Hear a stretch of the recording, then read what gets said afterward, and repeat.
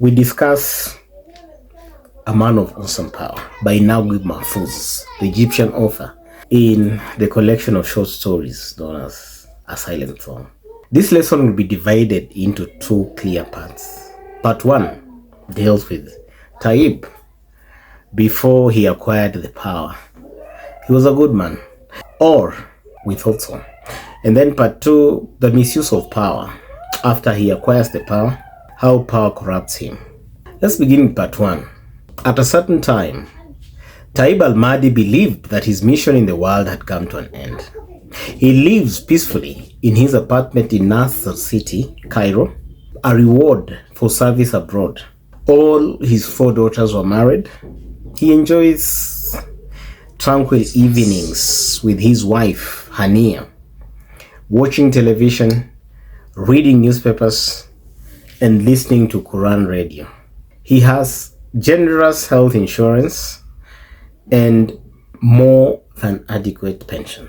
He was genuinely content. He matters. All praise to God, Lord of the worlds. He is portrayed as a man who is devoutly religious and a virtuous man, pious and observant.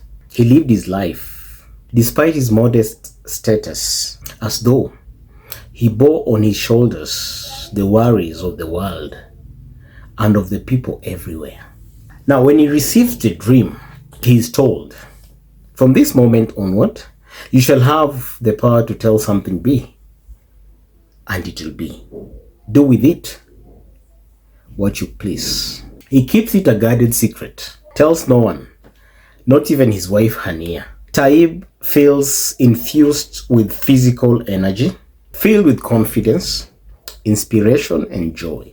He tests the power by mentally switching TV channels without rising and ordering chairs to rise and return. And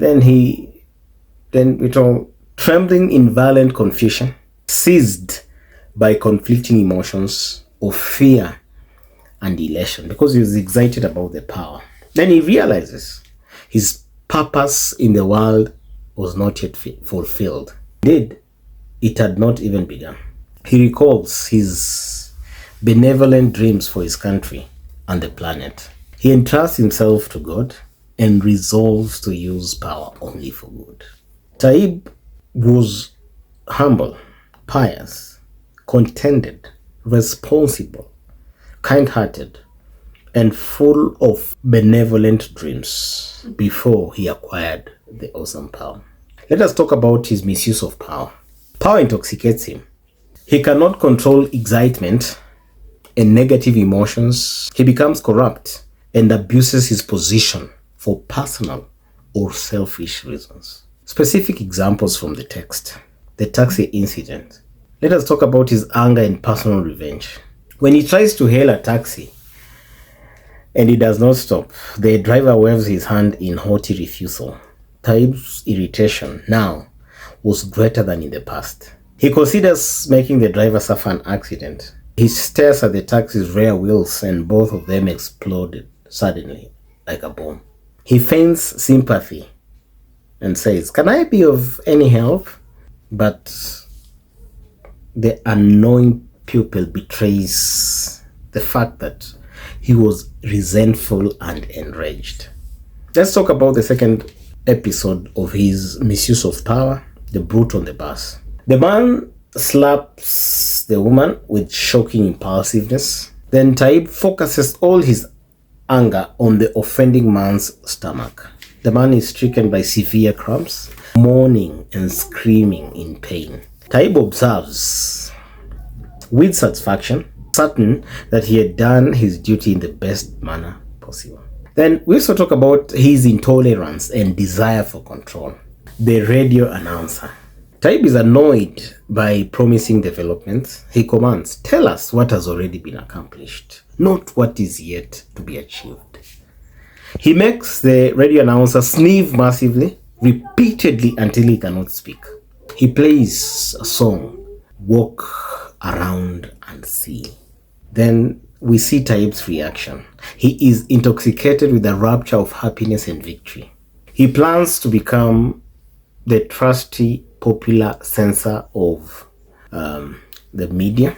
He plans to punish speakers with sneezing, thrilling cries like those made by women at weddings, or uncontrollable diarrhea. Power also gives Tayyib pride and the desire to humiliate other people. We see Sulaiman Bey al-Hamalawi, the rich man who's surrounded by slavish devotees who display hypocritical sycophancy. He commands Sulaiman to go and pay millions of pounds owed in taxes and to repent. Now look at Tayyib's reaction. He rubs his hands with glee, enjoys the coming public humiliation and newspaper scandals. Then lastly, we see his lust and selfishness, the fatal mistake. At the zoo tea garden, he sees a gorgeous and enticing woman, a perfect replication of his lost youthful dreams. Swept by a surge of delight, his passions are aroused. He sends a hidden message to the woman, and she instantly looks at him and falls head over heels for him. He thinks, would it do any harm to one who wished to repair the world if he also sought to heal himself? In one shared smile, he utterly forgot both his faith and his life. He closes his book and they rise, surrendering to their fate. The result? He realized that he had erred.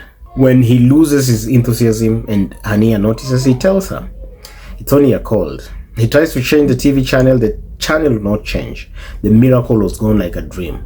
Pleading is pointless. Distress is useless. Regret has no effect. An awesome sadness will haunt Tayyib al-Mahdi until the day of his death. We see that Tayyib transforms from careful planning, the bureaucracy, talk about the factories, the people's assembly, the schools, etc., to random personal revenge and pleasure. At first, he appears like someone who is humble and pious, but then he becomes arrogant, vengeful, intolerant, self-centered. We see that power corrupts even a good man. In conclusion, Tayyib realizes, too late. The lesson is that we find happiness when we use power for humanity.